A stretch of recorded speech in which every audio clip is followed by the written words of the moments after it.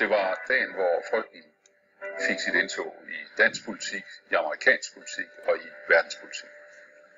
There will be no forgetting September the 11th. Det er der, hvor det går op for en, at terror er global, og at det kan slå ned hvor som helst. Et fly har ramt World Trade Center i New York, oplyser amerikansk TV.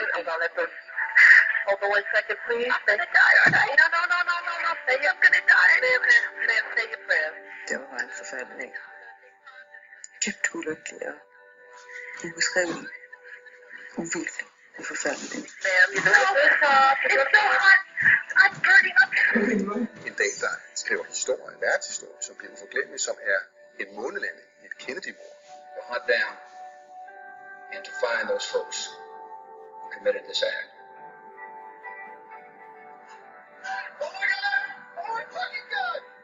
En dag, der ændrer os alle sammen. Ændrer vores syn på hvad krig og fred er. Og ændrer vores syn på vores egen sikkerhed. Der er dage, vi aldrig glemmer.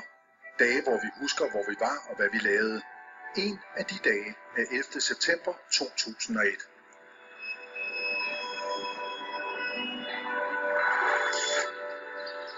Den 11. september 2001 var sensommervejret så dansk, som det kunne være. Ordet terror var nævnt i 4 artikler i dagens danske aviser, og ordet fly var nævnt i 22 andre.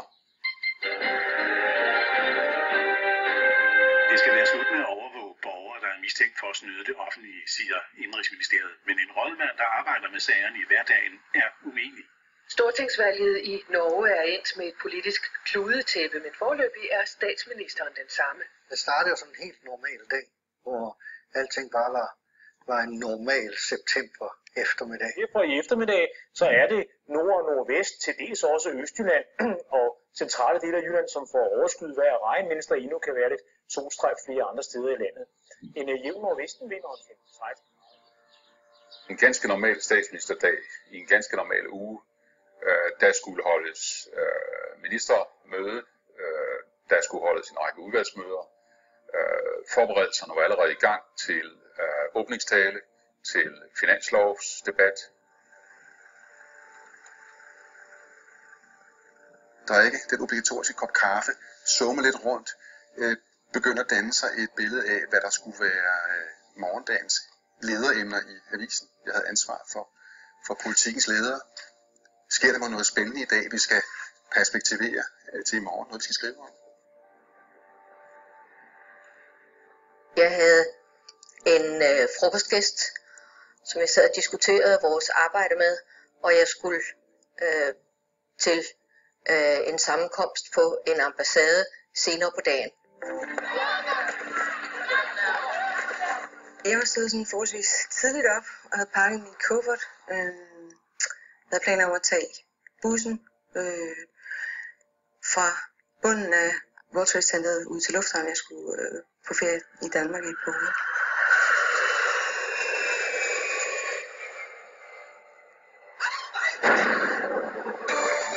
De planer skulle vise sig at blive ændret radikalt. For kl. 8.46 amerikansk tid flyver et fly ind i World Trade Center, som dengang lå skråt over for Marie Billegrav Bryants lejlighed i New York. Og pludselig så hører jeg det her enorme brag. Og folk under mig begynder at råbe og skrige og ser totalt forfærdet ud og kigger sådan i sydøstvalgt retning. Jeg tror først, at der er sket et eller andet med vores bygning. Min kæreste vågner selvfølgelig, og i et øjeblik, der løber vi forvirret rundt i lejligheden. Indtil vi får øje på hullet i motoren. 3 minutter senere, kl. 14.49 dansk tid, står en flok journalister på TV-avisens redaktion og ser måbende på CNN. This just in, you are looking at obviously a very disturbing live shot there. That is the World Trade Center, and we have unconfirmed reports this morning that a plane has crashed into one of the towers of the World Trade Center. CNN. Der sidder alle og kigger op på en skærm på CNN. Det ryger fra World Trade Center. Og så sidder man og snakker om, hvad kan det være? Jamen det er et fly. Okay, hvordan kan fly støde? Altså, hvad er nu det for noget? Så tænker man, det må være et lille fly, der er ved en fejl har undervurderet tårnets højde et eller andet. Og folk begynder sådan, nej, det er terror, og det er sådan, så er vi nogen, der siger, hold nu op, altså. Ro på. Der er en eller anden idiot, rigmands søn, der ligger og fløjet rundt, og så er det gået galt for ham. Nu må vi, og vi har ingen oplysninger, vi ved jo ikke noget. Bare meldingen om, at der var en flyver, der var banket ind, en stor flyver, der var banket ind i det ene tårn, ikke? Det var jo, hallo, ned, hvad sker der? Radioavisen. Et fly har ramt World Trade Center i New York, oplyser amerikansk tv, og vi har lige fået telegrammet og vil give flere oplysninger i radioaviserne senere. Vi fløj jo selv med Boeing 767 dengang, så jeg er jo ikke i tvivl om, at altså, der gik jo rygter om, at det bare var et af de små fly, der ligger og flyver turister rundt, eller helikopter eller noget, men det, altså man kan tydeligt se på skærmen, det var en alvorlig sag, den der.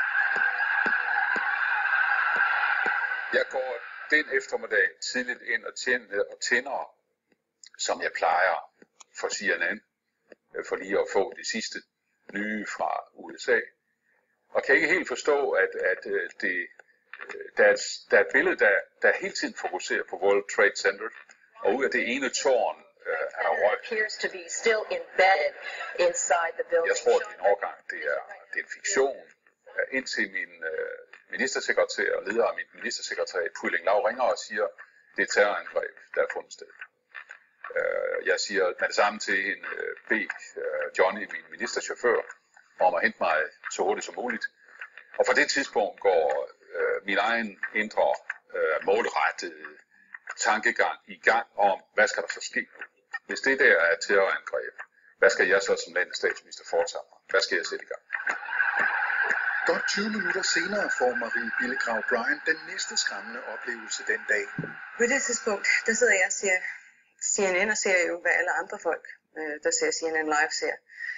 Det her fly, der flyver ind fra vest, sådan om bag den nordlige bygning, og så den her eksplosion i det sydlige tårn. Og jeg husker, at jeg havde tænkt, er det et replay? Eller hvad var det lige, der skete der? Men de har en person live igennem til studiet fra foden af World Trade Center, som reagerer på eksplosionen. Og på det tidspunkt kan vi ikke rigtig høre noget, fordi der er sirener fra brandbiler og ambulancer omkring vores bygning. Wait, so hold on just a moment. We got an explosion inside. The building's exploding right now. You got people running up the street. Okay. I don't know what's going on. Okay, just put Winston on pause there for just a moment. Okay, the whole building just exploded some more. The whole top part. Okay. The building's still intact. People are running up the street. Og jeg tror, at tv-journalisten ligesom slår fast, at det højst sandsynligt er en eksplosion fra flyet derovre i det nordlige tårn. Og jeg husker, jeg bare sad og tænkte, hvad skete der lige med det fly? Man så kom ind fra vest. Hvor blev det af? Mens vi kigger på fjernsynet og forbereder, hvad vi kan gøre, så rammer det næste fly. Og så er vi jo ikke i tvivl om, at det er rigtig, rigtig skidt.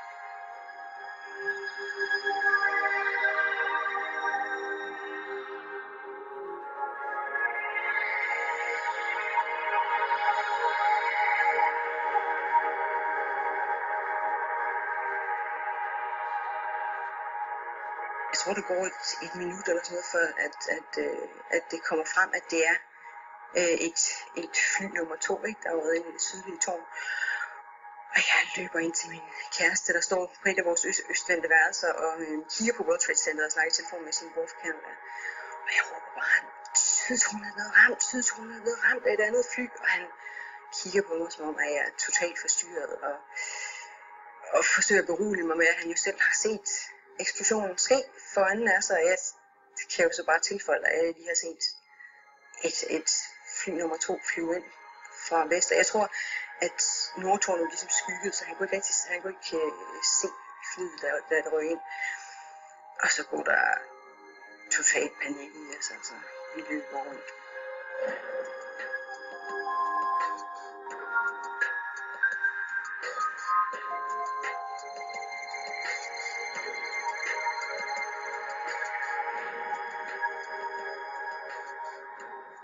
Da det andet fly brager ind i tårnet, var der ikke mere tvivl. Det her var et terrorangreb.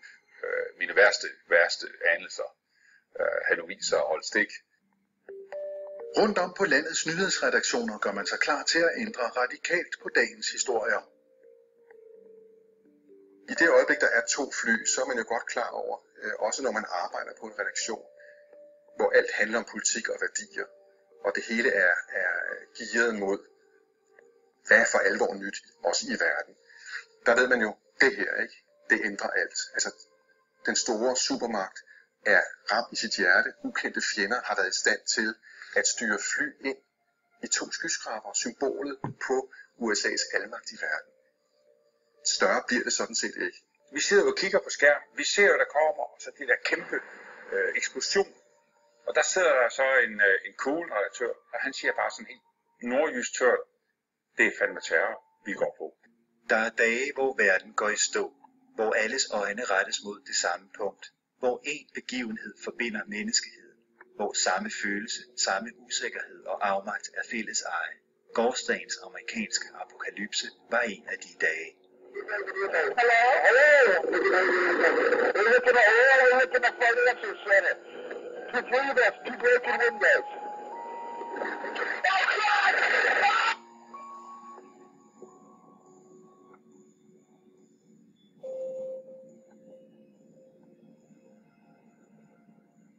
Da det sydlige tårn falder sammen, der står vi jo bare måbende. Altså, kan jeg ikke tro, hvad vi ser. Og der kommer den her, jeg husker, der kommer den her sådan store, grå, sky hen imod sådan ganske langsomt. Og så pludselig kan vi bare ingenting se. Ikke andet end de der hundredvis af hvide papirer, der er klæbet op mod vores hoveder.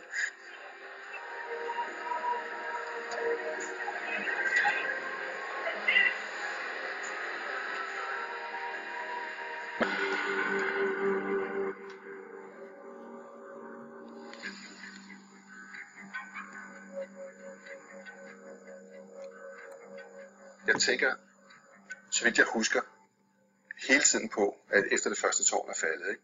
Hvor mange folk var der i det. For der er nogle tal, som er helt vilde, altså fra USA, ikke? Det er jo 10.000.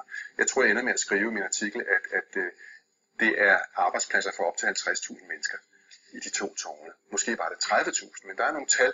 Hvem ved, hvor mange der arbejder i World Trade Center? Hvem ved, hvor mange der var på arbejde? Ikke? Så man tænker jo over allerede det første tårn fuldstændig kollaps. Hvor mange var der inde i det, som ikke nåede ud, ikke? Der arbejder 50.000 mennesker i World Trade Center, siger de i fjernsynet. Billederne af de rygende bygninger er stadig set på afstand, men så begynder CNN, BBC World og de danske kanaler at vise de billeder af grædende, sørgende og forstenede mennesker, ofre og redningsfolk, man hele tiden har vidst måtte være inde i mørkets hjerte.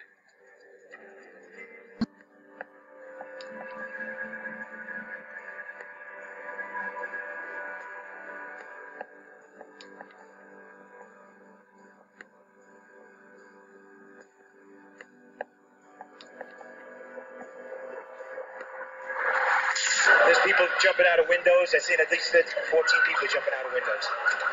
It's horrific. I can't believe this is happening. Then we heard a big bang, and then we saw smoke coming out, and everybody started running out, and we saw the plane on the other side of the building, and there was smoke everywhere, and people are jumping out the windows. Over there, they're jumping out the windows, I guess, because they're trying to save themselves. I don't know. Jeg tænker dels, det skal vi ikke vise det her. Det sidder børn og ser, nej, det skal vi ikke, men det kan jeg ikke blande mig i. Jeg tænker over, hvor langt vil de gå her? Fordi normalt er der ingen, der bringer livebilleder af folk, der dør, eller er ved at dø. Og det er jo det, man gør, ikke? Og man får at vide, at folk springer ud af vinduet, og der er også folk, der fortæller, at de har hørt nogle særlige lyde, når kroppene rammer jorden, ikke? Og der kan jeg mærke, at det bliver næsten for stærkt, ikke? Det er det mest rædselsfulde, forfærdelige, man kan forestille sig. Man er i en bygning, hvor det brænder, og så siger man, jamen jeg skal væk, jeg har en chance, det er at springe ud.